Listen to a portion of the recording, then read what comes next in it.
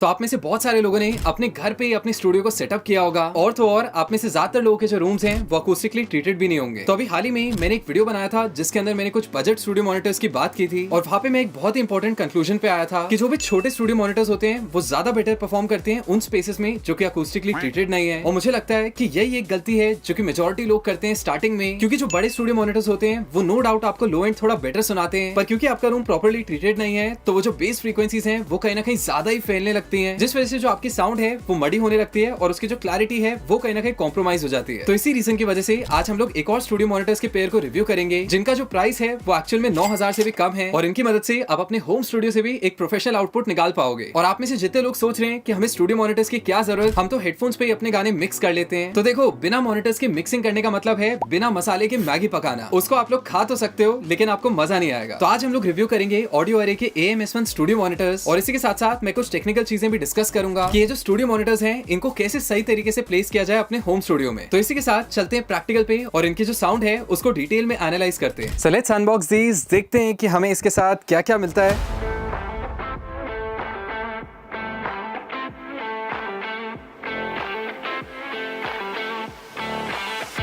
Alright, सो इनका size जो है वो बहुत ही ज्यादा कॉम्पैक्ट है, प्लस इनका जो वेट है वो भी बहुत ही ज्यादा लाइट है। मैं तो एक ही हाथ से इसको इधर उधर कर रहा हूँ। ये कलयुग है, यहाँ लोग एक हाथ में मक्खन और दूसरे हाथ से इसको इधर उधर कर रहा हूँ। उसी के साथ साथ हमें एक मैनुअल मिलता है and we get the RCA cables, जैसे कि आप लोग यहाँ पे देख सकते हो। उसके बाद हमारे पास एक पावर केबल भी है यहाँ पे। एक चीज जो मेरे को इन स्टूडियो मॉनिटर्स की बहुत अच्छी लगती है that is this one knob. इस नॉब की मदद से आप इसमें काफी कुछ कर सकते हो, प्लस इसके अंदर एक म्यूजिक मोड भी है जिसकी मदद से आप 2 dB इंक्रीज कर सकते हो अपनी वॉल्यूम को। उसके अलावा अगर हम लोग इसकी बैक साइड पे देखें तो जैसे कि आप लोग देख सकते हैं इसके पीछे तो सिर्फ हमारे पास RCA कनेक्शन और छोटा सा सब वूफर है, लेकिन जो दूसरा वाला स्पीकर है हमारे पास, यहाँ पे आपको बहुत सारे ऑप्शंस दिखाई देंगे। तो सबसे पहली इंपॉर्टेंट चीज, हमारे पास यहाँ पे 3 मोड्स है। सबसे ऊपर है ब्लूटूथ, फिर है HDMI, फिर है टाइप C। ब्लूटूथ आप लोग जानते ही हैं, इनकेस अगर आप लोग इन स्पीकर्स को वायरलेस तरीके से यूज करना चाहते हैं। उसी के साथ साथ हमें यहाँ पे टाइप C और HDMI कनेक्शन भी मिलता है, जिसका मतलब ये है कि आप इसको टीवी, PC या फिर इवन लैपटॉप के साथ कनेक्ट कर सकते हैं। उसी के साथ साथ इसको कनेक्ट करने के लिए भी यहाँ पे 2 ऑप्शन इन्होंने दिए हुए हैं। एक तो RCA है जो कि अनबैलेंस कनेक्शन होता है, वेरस यहाँ पे आपके पास TRS पोर्ट्स भी हैं जो कि बैलेंस कनेक्शन होता है। एक और चीज जो मैंने यहाँ पे नोटिस की कि यहाँ पे आपके पास एक ऑक्स इनपुट भी है, एट द सेम टाइम एक हेडफोन आउटपुट भी है। यानी आसान भाषा में आप अपनी कैरियोके नाइट्स में भी स्पीकर को यूज कर सकते हैं। एट द सेम टाइम जो भी आउटपुट है आप उनको हेडफोन्स के थ्रू भी सुन सकते हैं। तो देखो, हम लोगों ने स्टूडियो मॉनिटर्स को तो यहाँ पे अनबॉक्स कर दिया, लेकिन एक इंपॉर्टेंट चीज है जो आप लोगों को रियलाइज करनी बहुत जरूरी है कि इनको कभी भी डायरेक्टली टेबल पे ना रखे इस तरह से, क्योंकि कहीं ना कहीं जो भी आपके स्पीकर से साउंड आती है उसकी वजह से आपकी टेबल भी वाइब्रेट कर सकती है। एज ए रिजल्ट जो आपका एक स्पीकर है वो आपके दूसरे स्पीकर की साउंड को डिस्टर्ब कर सकता है। और इस चीज को सॉल्व करने के लिए मैंने देखा है कि बहुत सारे लोग अपने स्पीकर्स के नीचे फोम रख देते हैं, किताबें रख देते हैं, जो कि उतना ज्यादा इफेक्टिव नहीं है। लेकिन यहीं पे अगर हम लोग आइसोलेशन स्टैंड्स की बात करें तो वो काफी ज्यादा कॉस्टली होते हैं। बेसिकली जितने के आपके स्पीकर्स हैं उससे महंगे तो आपके आइसोलेशन स्टैंड्स ही आ जाएंगे। भाई पैसा हो तो क्या कुछ नहीं हो सकता। तो इसी चीज को सॉल्व करने के लिए हम लोग आज यूज करेंगे ऑडियो एरे के AA21 speaker stands. And trust me, ये जो बक्सा है ये बहुत ज्यादा भारी है, जिससे हमें पता चलता है कि इनकी जो बिल्ट है वो काफी ज्यादा सॉलिड होने वाली है।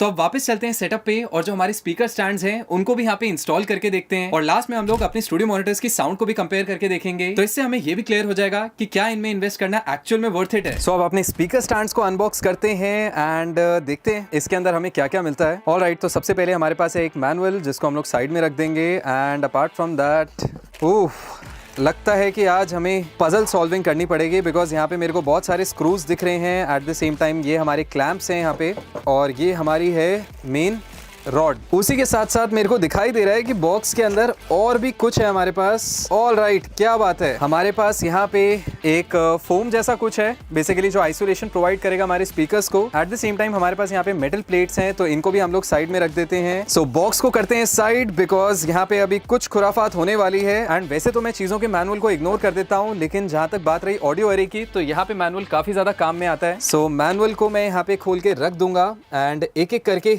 इसको असेंबल करना शुरू करते हैं।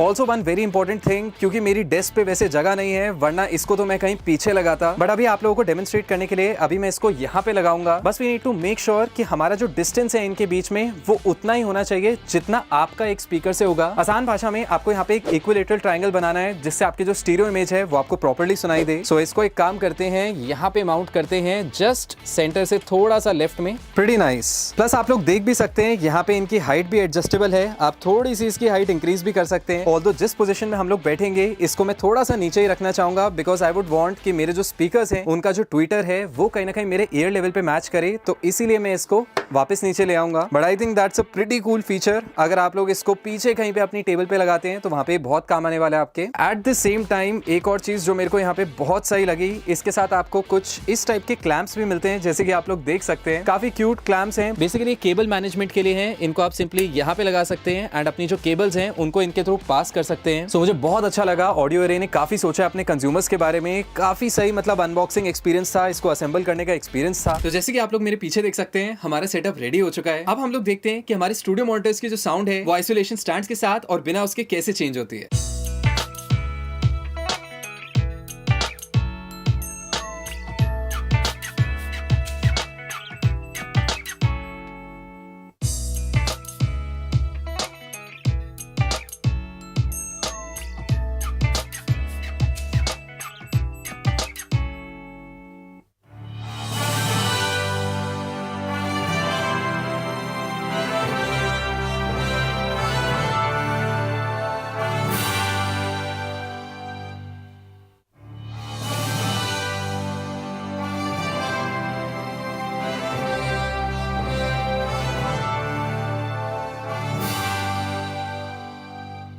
तो आई एम श्योर आप लोगों को दोनों केसेस में साउंड का डिफरेंस फील हुआ होगा, स्पेशली जब हमने स्टूडियो मॉनिटर्स को डायरेक्टली टेबल पे रखा था तो नॉट जस्ट उनमें जो क्लैरिटी थी वो थोड़ी कम थी, बल्कि जो लो एंड था वो भी काफी मफल्ड था एज कम्पेयर टू जब हमने स्टूडियो मॉनिटर्स को आइसोलेशन स्टैंड्स के ऊपर प्लेस किया। वहां पे जो हमारा लो एंड था वो काफी ज्यादा थम्पी तो था, येट काफी क्लीन सुनाई दे रहा था। एट द सेम टाइम जो ओवरऑल ऑडियो थी उसमें भी काफी क्लैरिटी फील हुई।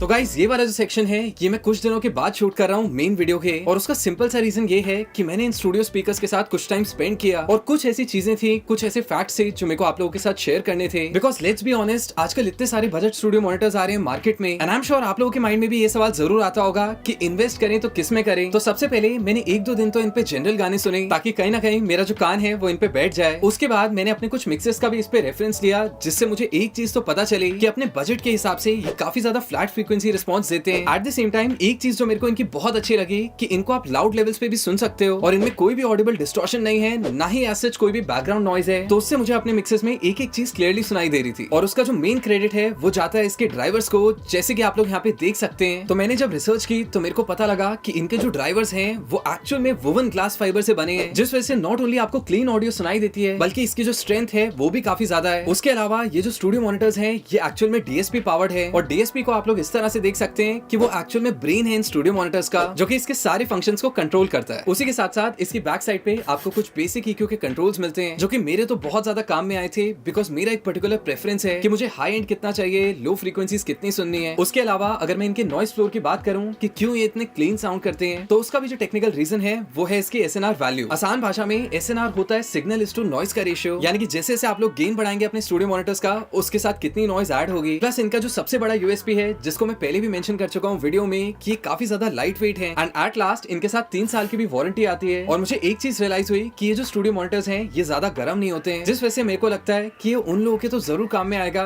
जो कि लॉन्ग आवर्स के लिए स्टूडियो में बैठते हैं। तो चाहे आप म्यूजिक प्रोड्यूस कर रहे हो या फिर गानों को मिक्स मास्टर कर रहे हो, तो मेरे को लगता है कि ये बहुत ही अच्छी इन्वेस्टमेंट है। दैट बीइंग सेड, मेरे को लगता है कि ऑडियो अरे ने बहुत ही अच्छा कॉम्बो निकाला है मार्केट में, स्पेशली उन लोगों के लिए जो अपने घर से काम करते हैं, जिनके पास लिमिटेड स्पेस है, at the same time acoustic treatment भी प्रॉपर्ली नहीं हुई। प्लस मुझे लगता है कि ये जो मॉनिटर स्टैंड्स हैं इनमें तो आपको जरूर इन्वेस्ट करना चाहिए, इवन इफ अगर आप लोगों के पास कोई और कंपनी के स्टूडियो मॉनिटर्स हैं, बिकॉज ये जो स्टैंड्स हैं ये ऑलमोस्ट 15 kg तक का वेट उठा सकते हैं। एट द सेम टाइम जो इनकी बिल्ट है वो भी मेरे को काफी सॉलिड लगी। बाकी इनकेस अगर आप लोग इन गियर्स को परचेज करना चाहते हैं तो जो लिंक्स है वो आपको नीचे डिस्क्रिप्शन में मिल जाएंगी। Happy learning. भाई ये मॉनिटर स्टैंड्स तो मेरे को बहुत पसंद आए, अभी जाके खरीदता हूँ। अच्छा, क्या बात है। हाँ भाई, लेकिन एक सवाल है मेरा। हाँ पूछ। ये इस पे जो ऑरेंज कलर की रबड़ लगी है उसका क्या काम है? अबे वही चीज तो स्पीकर की वाइब्रेशंस को एब्जॉर्ब करती है। तो एक बात बता, अगर मैं सीधा उसको अपनी टेबल पे रख दूं और उसके ऊपर अपने स्पीकर रख दूं तो उससे मेरा काम भी हो जाएगा और स्टैंड के पैसे भी बच जाएंगे। cheers our biggest shoot till date and longest shoot till date. क्या कैसे ये क्या हो ये यार तुम्हारी यार हाँ आओ करें. तो एक्चुअल में जब मैंने रिसर्च की तो मेरे को पता लगा कि इनके जो ड्राइवर्स हैं वो वोवन ग्लास वो वन फर्स्ट टाइम में आ गया था. सही उसको यूज़ कर लेते हैं.